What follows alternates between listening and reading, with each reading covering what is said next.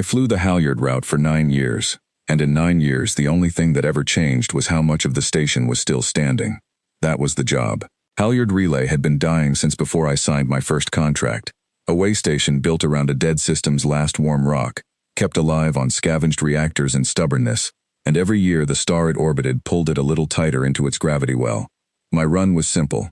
Fly out, drop supplies for whatever handful of caretakers hadn't transferred off yet, pick up whatever salvage was worth the fuel, fly home. I did it so many times I stopped bothering to look out the viewport on approach. I knew what I'd see. Rust, dead lights, the long, slow exhale of a place nobody wanted anymore. This run was the last one. Corporate had finally signed the order. Full decommission, reclaim crews inbound in 3 days, to strip whatever hull plating and wiring still had resale value before the station's orbit decayed past the point of no return, and the star took the rest. My job was to make one final supply drop, collect the 2 remaining caretakers, and get clear before the cutting teams arrived and turned the place into a scrapyard. I'd run the numbers on the way in, the way I always did. 3 days to dock, offload, and pull the last of Halyard's people free, with 12 hours of buffer for whatever the station decided to fail at next. I figured I'd need it for bad luck. I didn't figure on what I actually found.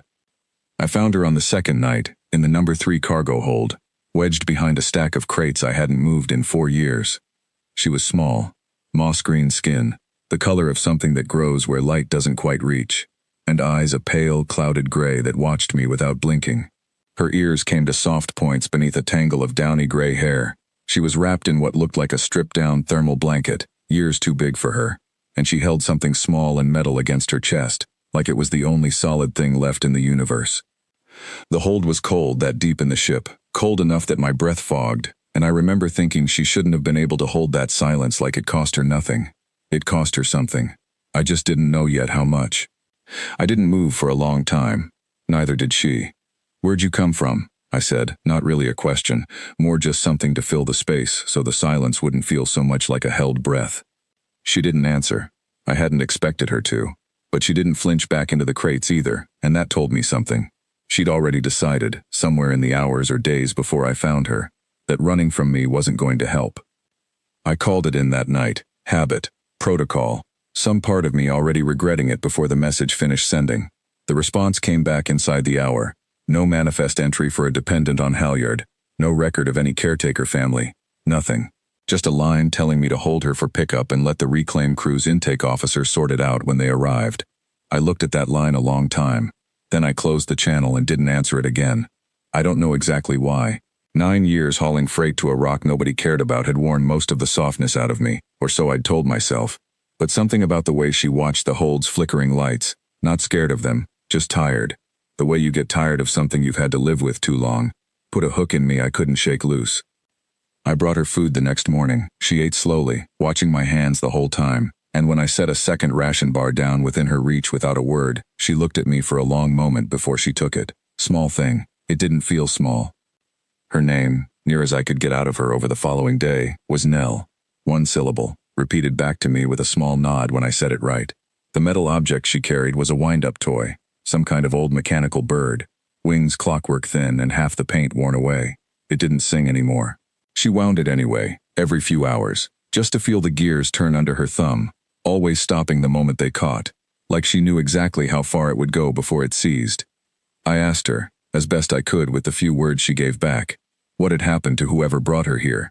She didn't answer that either, but she stopped winding the bird for a while after I asked, and I didn't ask again. I gave her a bunk in the crew quarters that first proper night, a berth that hadn't held anyone since a mechanic I'd lost to a better contract years back. She didn't sleep in it. I found her the next morning curled in the narrow gap between the bulkhead and the drive housing, close enough to the engine's hum to feel it in her bones. An open room with nothing at her back had felt like too much exposure for whatever she'd survived to get here. I didn't make her move. I just left a blanket folded near the gap after that, and each morning it had been used and folded again, neat as anything, like she was determined not to leave a mess behind in a ship that wasn't hers to keep. The 2 caretakers I'd come to collect were long past caring about station politics, old engineers, tired the way the whole place was tired, and when they saw her, neither one said a word to corporate about it. One of them, a woman named Osric who'd kept Halyard's lights running longer than I'd been flying, just looked at Nell a moment and said, "Station's been feeding something down in the lower decks for a year. Figured it was rats." Then she went back to packing. I had 3 days before the reclaim crew's shuttle hit dock, and every hour of it I told myself I'd hand Nell over clean when they arrived, let their intake officer do the paperwork, let it become someone else's problem the way everything on Halyard eventually became someone else's problem. I didn't believe myself past the first day. Osric caught me at it on the second, watching Nell through the galley hatch. "You're not handing her to intake," she said. It wasn't a question. I didn't answer, and she didn't push. She just went back to packing, and before she boarded her own transfer shuttle, she pressed a data chip into my hand without a word. The relief station's clean channel, the one that didn't route through corporate intake. She'd had it ready before I'd even made up my mind. I think she'd known longer than I had. She started following me through the ship after that, not close, always a few steps back, like she was still deciding whether this was permanent or just another shelter before the next one. She watched me clean the hauler's aging drive coils, watched me eat, watched the dead system scroll past the viewport with an expression I couldn't fully read. Not fear.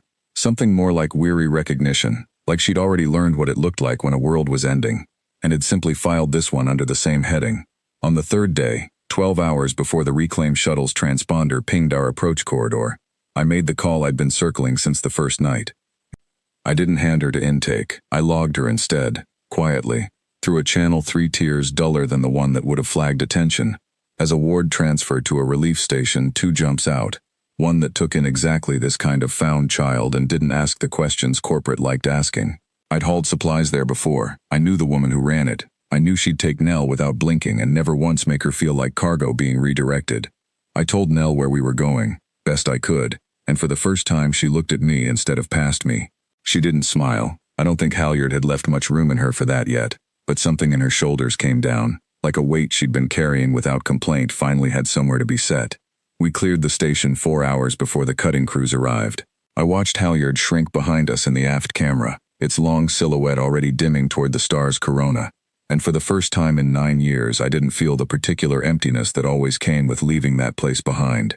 The relief station took her in without a word of argument, exactly like I'd known they would.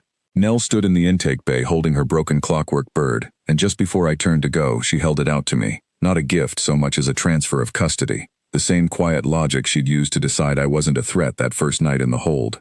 I didn't take it. I closed her small hand back around it instead. "That one's yours," I said.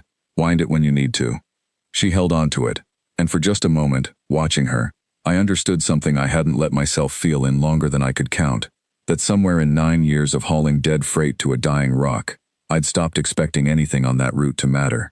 I flew back out past Halyard's cooling husk lighter than I'd been in a decade, and I have never, not once since, regretted the weight I chose to carry off that station, instead of leaving it behind with everything else.